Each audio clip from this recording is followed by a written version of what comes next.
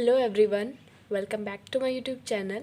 सो previous video lecture में हमने study किया था प्रॉपर्टीज़ ऑफ मैटर को और फिज़िकल क्वांटिटीज़ को। तो इस वीडियो लेक्चर में हम कंटिन्यू करेंगे आगे। तो आज का जो टॉपिक है हमारा वो है डाल्टन्स एटॉमिक थ्योरी और इसके 7 पोस्टुलेट्स हैं और उसके बाद हम इसकी लिमिटेशंस देखेंगे। तो वन बाय वन हम इसको स्टडी करते हैं, ठीक है। तो first postulate is matter is made up of extremely small indivisible particle called atom. मतलब जो मैटर होता है वो किससे बनता है? एक्सट्रीमली स्मॉल इंडिविजुअल पार्टिकल, जिसको हम एटम बोलते हैं, ठीक है। इंडिविजिबल मतलब जिसको हम फर्दर डिवाइड नहीं कर सकते, यानी कि बहुत extremely small individual particle atom से बनता है मैटर, ठीक है। Second postulate is atoms of same element are identical in all respect, that is size, shape and mass. मतलब सेम एलिमेंट के जो एटम्स होते हैं वो आइडेंटिकल होते हैं, शेप में भी, साइज में भी और मास में भी, ठीक है। थर्ड पोस्टुलेट है atoms of different elements have different masses, shapes, size and possesses different chemical properties. यानी कि जो डिफरेंट एलिमेंट्स के जो एटम्स होते हैं उनका मास भी डिफरेंट होता है, शेप भी डिफरेंट होता है, साइज भी, और उनकी जो केमिकल प्रॉपर्टीज़ है वो भी डिफर करती है एक दूसरे से, राइट। ओके तो जो फोर्थ पोस्टुलेट है वो ये है एटम्स ऑफ डिफरेंट एलिमेंट और same elements combined together to form compound atom. मतलब डिफरेंट एटम, डिफरेंट एलिमेंट और सेम एलिमेंट, उनके जो एटम होते हैं वो कंबाइन करते हैं एक साथ, क्या बनाने के लिए? कंपाउंड एटम बनाने के लिए। जब वो कंबाइन होते हैं एक साथ तो क्या बनाते हैं? कंपाउंड बनाते हैं।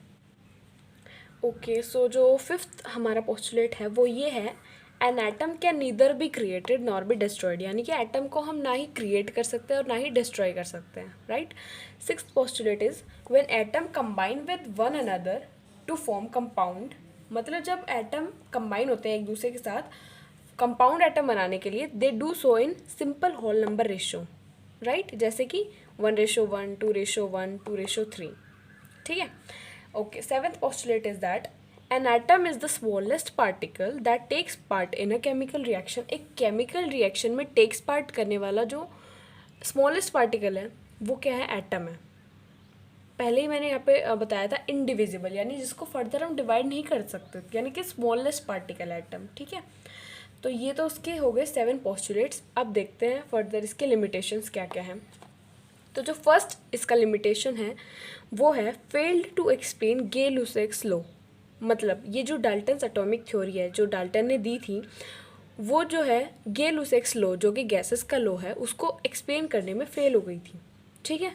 Second is it does not give an idea about isotopes and isobars. यानी कि ये जो थ्योरी है ये आइसोटोप्स और आइसोबार के बारे में कोई आइडिया, कोई एक्सप्लेनेशन नहीं दे पाई थी। Third limitation is it could not explain difference between atoms and molecules. मतलब ये थ्योरी ये भी एक्सप्लेन नहीं कर पाई कि एटम्स और मॉलिक्यूल्स में क्या क्या डिफरेंस है, राइट। और फोर्थ जो लिमिटेशन है वो है it fails to explain why atoms of different element show different properties like mass, size etcetera.